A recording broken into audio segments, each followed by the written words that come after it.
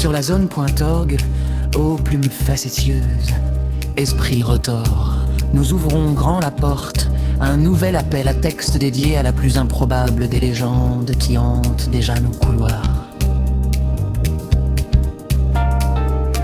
Héraclès Navet, détective privé dont les petites cellules grises fonctionnent à la vitesse d'un escargot dopé au pastis. Cet Hercule poire de pacotille, ce dandy de bazar à la moustache aussi raide que sa logique est bancale, ce génie autoproclamé qui résout les énigmes en éternuant dessus, attend vos récits les plus débridés.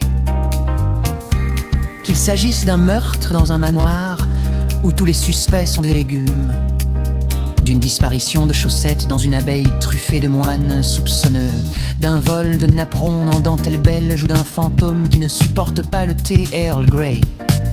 Peu importe.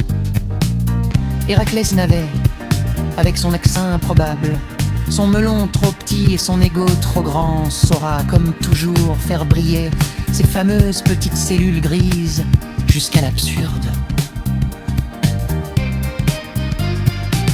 Nous voulons des enquêtes où l'ordre et la méthode se noient dans le ridicule, où chaque indice est plus grotesque que le précédent, où le coupable finit par se dénoncer lui-même, tant la démonstration est délirante. Faites-le le parader dans des intérieurs hardcore, en qui s'entrechou, entouré de colonels à la retraite, de comtesses ruinées, de majordomes sournois et de nièces trop jolies pour être honnêtes.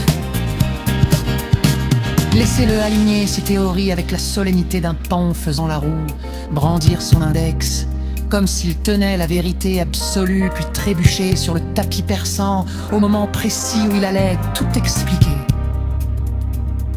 Qu'il interroge les suspects en alignant ses tasses de tisane sur la table, qu'il reconstitue le crime avec des légumes en guise de cadavre, qu'il conclue en accusant le chat parce que les chats, mes amis, ont toujours un mobile.